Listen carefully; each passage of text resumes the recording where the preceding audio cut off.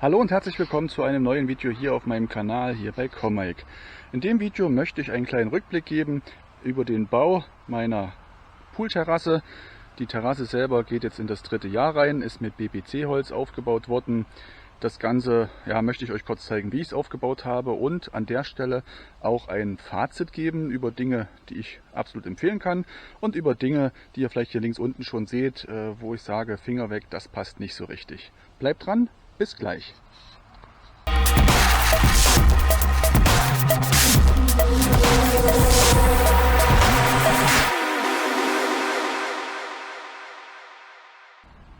Ja, ihr Lieben, diese Poolterrasse, die ihr hier seht, ist in den Hang hineingebaut. Der rechte Teil neben meinem Pool, also wir haben es Mitte Dezember, wundert euch nicht, der Pool ist abgedeckt, da geht im Moment keiner rein. Die rechte Seite ist ebenerdig direkt eingebracht worden und die linke Seite, hier wo die Dielen sich da etwas abgesetzt haben, die sind teilweise bis 1,50 Meter in der Luft. Die habe ich mit einer Unterkonstruktion eingebaut. Das Ganze teilweise mit Douglasie, teilweise mit WPC, Hölzern und eben die Dielen obendrauf, in dem Fall BBC. Das heißt, das ist ein Plastik-Holz-Gemisch, in dem Fall Bambus Plastik Composite, also ja, Plastik mit Abfällen von Bambusholz gemischt. Das Ganze hat meiner Meinung nach doch eine sehr vorteilhafte Art und Weise an sich, denn wenn ich jetzt mal hier ins Detail rangehe, egal ob heiß, ob kalt, ob feucht, ob trocken, es gibt keine Splitterung. Das ist wirklich sehr, sehr robust, dieses Material. Es gibt es in verschiedensten Farben, in verschiedensten Ausführungen, in verschiedensten Riefungen, die ihr da haben wollt. Ich für meinen Teil habe bereits eine zweite Terrasse vorher schon gebaut, die geht jetzt ins 10. Jahr mit WPC, das heißt, das ist normales Holz.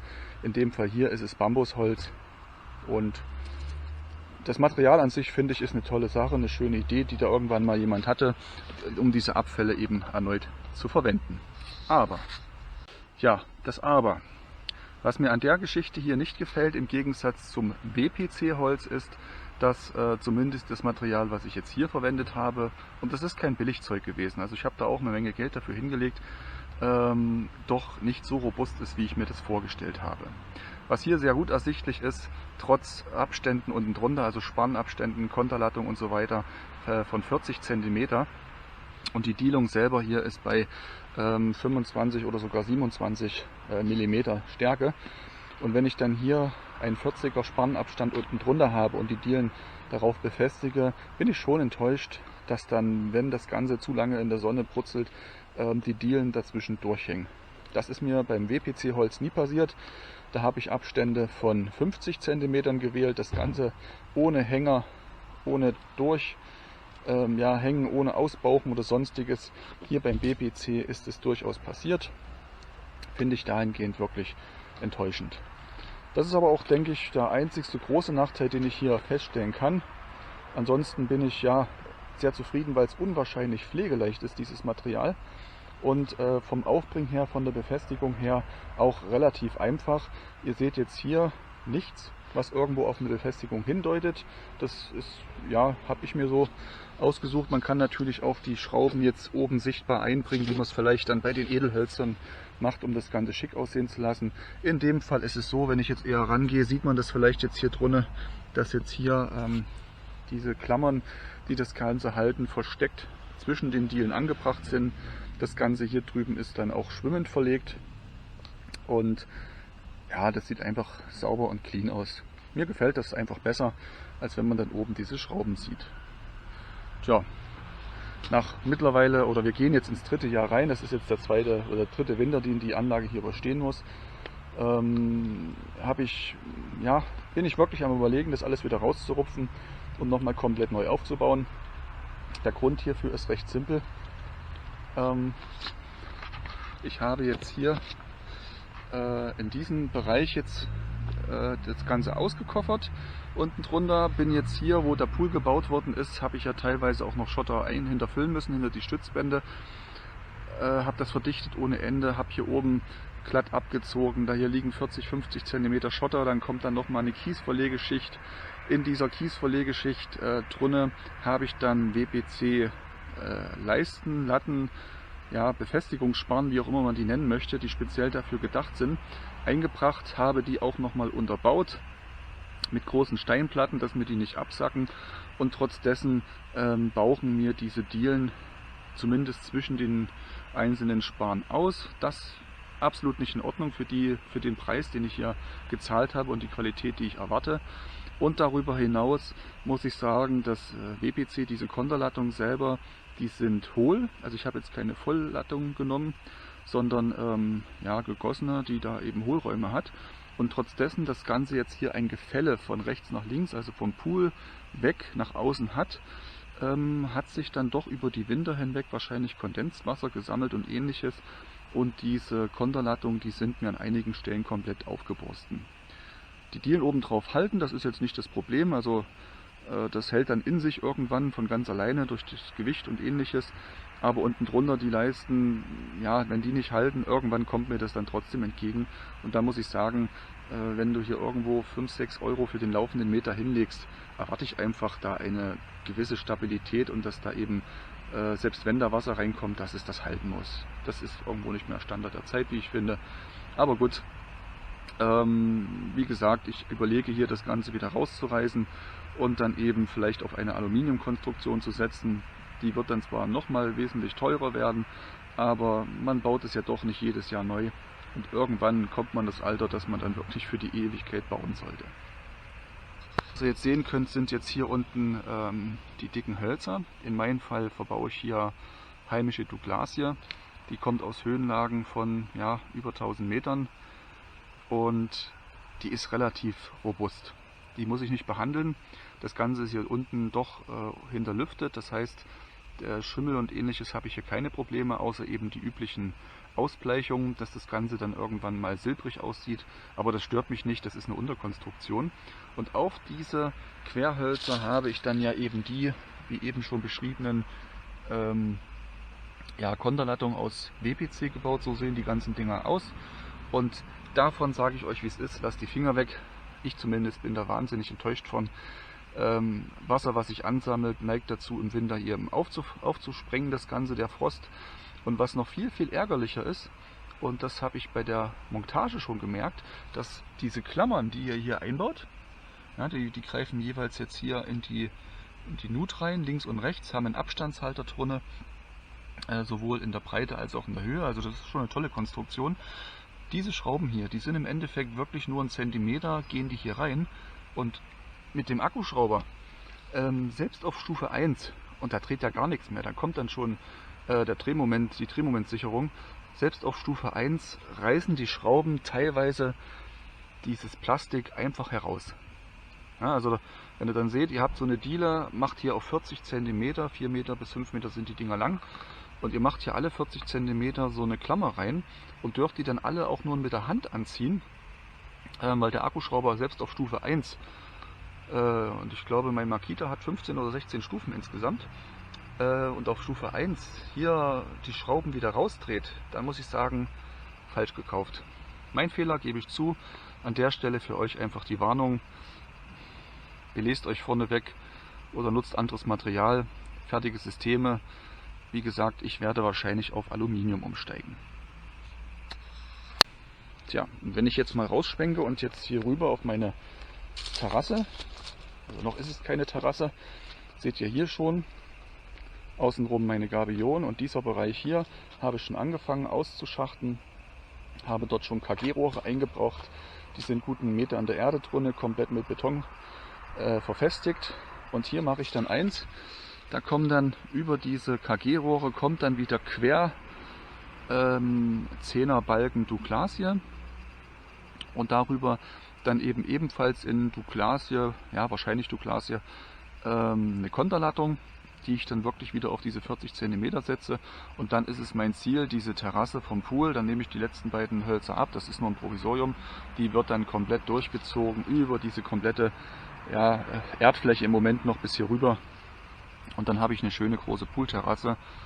Bin mir aber noch nicht sicher, gebe ich auch an der Stelle wieder offen zu, ob ich nicht das ganze System dann vielleicht hier auch schon umstelle auf, ja, ein Aluminiumsystem. Ist zwar schweineteuer, gerade dann für die größeren Flächen, aber ich denke, auf die Dauer gesehen einfach robuster und dauerhafter. Keine Ahnung, ich habe das noch nicht live gesehen. Wenn ihr da Erfahrung habt, das vielleicht selber verbaut habt und vielleicht auch mehr als nur 1-2 Jahre Erfahrung vorweisen könnt, würde ich mich sehr freuen, wenn ihr mir in die Kommentare unten einfach mal 3-4 Sätze dazu reinschreibt und mir vielleicht auch mal eine Empfehlung dazu geben könnt. Ja, und so schaut dann die Poolterrasse auf der anderen Seite aus. Ich habe mir hier eine kleine Treppe gebaut, um erstmal in diese Bereiche hinunterzukommen. Das Ganze ist jetzt hier mit so einem Schutzgitter, das ist eigentlich für die Bäume oder für die Teiche gemacht, damit dann der Kormoran die Fische nicht stibitzt.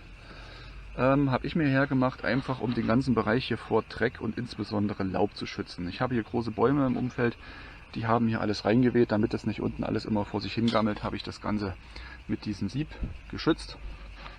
Und wenn wir jetzt mal hier den Blick hineinwerfen, seht ihr, wie ich meine Konstruktion vorgenommen habe. Das Ganze ist jetzt nicht unbedingt altersgerecht gebaut. Wie gesagt, die Höhe insgesamt vielleicht 1,50 Meter. Da kann man sich drunter bewegen. Ich habe Zugang zu meinem Skimmer, den seht ihr hier vorne. Abflussrohr. Ich habe unten zusätzlich noch die Stromversorgung für meine Poollampe, für meine LED-Lampe. Habe hier oben, das habt ihr in anderen Videos schon gesehen, meine Versorgungsrohre, sowohl für meine Bewässerungsanlage als auch für den Pool selber, inklusive Leerrohre hier für die Elektrik und so weiter und so fort. Und das Ganze hier unten schön praktisch versteckt, das sieht keiner, das stört keiner und kann ich nur empfehlen. Ist eine schöne Geschichte gewesen. Ja, der Boden selber, wie ihr sehen könnt, das ist noch der Poolboden, das ist eine große Bodenplatte, die habe ich nicht selber gemacht. Da habe ich dann wirklich eine Firma geholt, die hier mit der großen Betonpumpe mir das reingegossen hat. Ihr seht hinten noch die Ausläufer von meiner Stützwand und dann habe ich jetzt hier diese Schalsteine noch ein wenig rumgezogen. Links an der oder rechts an der Seite seht ihr noch die Reste von meiner Gabionen. Ja, das bleibt auch so das Ganze.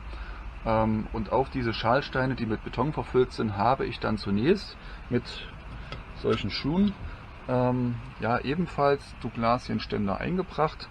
Bei denen, muss ich sagen, hatte ich ein bisschen Glück gehabt. Bestellt hatte ich 10er rau und in dem Rahmen ja, kam das Ganze aber dann gehobelt. Fein, ist zwar nur 9er, aber wir sind uns beim Preis ganz gut entgegengekommen, muss ich sagen. Diese Balken habe ich dann, wie gesagt, jetzt hier aufgeständert und oben dann jeweils quer die großen Träger durchgezogen.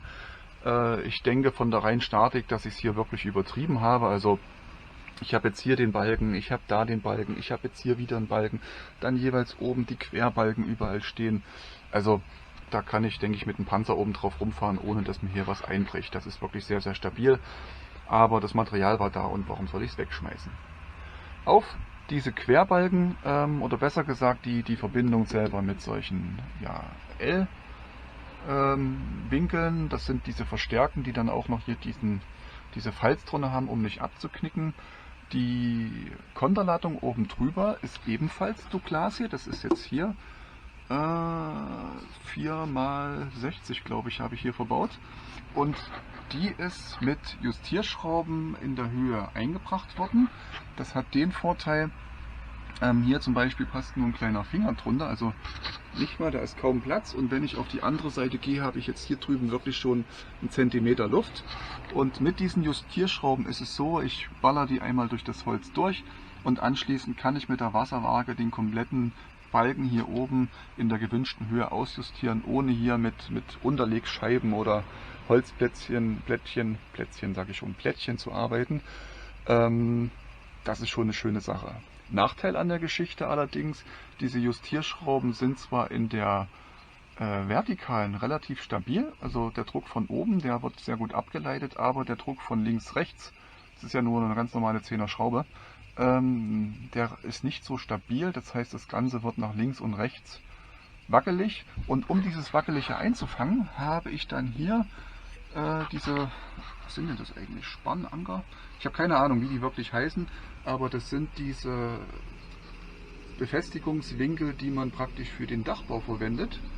Ja, den kann man sich bestellen, in einer großen Stückmenge, so teuer war das gar nicht. Und dann jeweils einmal hier von der Seite und das Ganze dann hier von der anderen Seite, also links, rechts im Wechsel. Ganz hinten seht ihr, habe ich links und rechts das Ganze angebracht und dann hält das wirklich bombig, da wackelt nichts mehr. Ja, und da oben drauf, das seht ihr jetzt hier, habe ich dann zusätzlich noch dieses WPC ja, Spannbalgen, Dingens, Holz eingebaut, weil ich auf meiner anderen Terrasse mit dem WPC-Holz die Erfahrung gesammelt habe, dass die Schrauben, wenn die nur einen Zentimeter in das Holz hineingehen, halten Bombe, ja. Aber die andere Terrasse geht, wie gesagt, jetzt ins 10. Jahr rein und da ist das Holz an einigen Stellen dann schon so weich geworden, dass die Schrauben sich teilweise aus dem Holz herausgelöst haben und insbesondere an den Seiten. Wenn dann die Sonne drauf scheint, dann neigen die schon dazu, sich ein bisschen zu verkrümmen. Da hat es mir einige Schrauben rausgezogen und deswegen habe ich ja hier bewusst auf dieses Plastik zugegriffen. Zusätzlich natürlich auch durch den Pool ist hier erhöhte Feuchtigkeit, einfach um den Ganzen vorzubeugen. Dass ich dann aber so davon enttäuscht worden bin, ja gut, das hätte Fahrradkette ich vielleicht vorneweg wissen können. Tja, an der Seite seht ihr jetzt hier, das ist eine Stützmauer, die habe ich jetzt noch gegossen. Das heißt, ich habe meinen Pool, an der Stelle ist er ja eigentlich oval, nicht nur eigentlich, er ist oval, habe ich jetzt hier eingeschalt und habe das Ganze dann wirklich mit Sacktware von Hand gegossen und dann oben in der benötigten Höhe ebenfalls direkt in diese Wand hinein. Also die ist dann irgendwo zwischen, ja, an einigen Stellen vielleicht nur 20, an anderen dann wirklich 40 cm dick, habe ich dann mit großen Schrauben diese Balken ebenfalls festgemacht, um dann hier eine insgesamt mit sich verbundene Konstruktion zu bauen. Selbst hier diese Bereiche habe ich dann mit diesen Lochbrettern ebenfalls verbunden, damit hier keine Bewegung irgendwo dazu führt, dass mir hier Sachen abreißen und ähnliches. Ja, so sieht meine Poolterrasse von unten aus.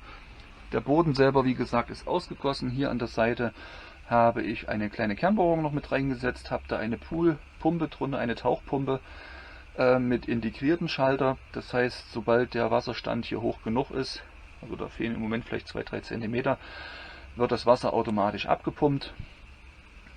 Tja, im Winter kommt sie raus, dass der Frost mir da nicht die Mechanik irgendwo kaputt macht, aber im Moment ja, hat der Frost sich wieder etwas verzogen, wir sind knapp über die 0 Grad. Da kann sie noch ein bisschen drunter bleiben. Tja, Fazit an der ganzen Geschichte. Ich würde wieder auf dieses Plastikholz auf WPC ja, umsteigen, beziehungsweise ich würde es definitiv wieder verwenden. Ich neige aber eher zu WPC-Holz, da habe ich bessere Erfahrungen gesammelt als beim BPC-Holz. Ob das am Anbieter, am entsprechenden Charge oder was auch immer lag, kann ich nicht beurteilen. Ich kann mich nur auf das beziehen, was ich hier verbaut habe. Deswegen WPC geht in Zukunft für mich vor BPC.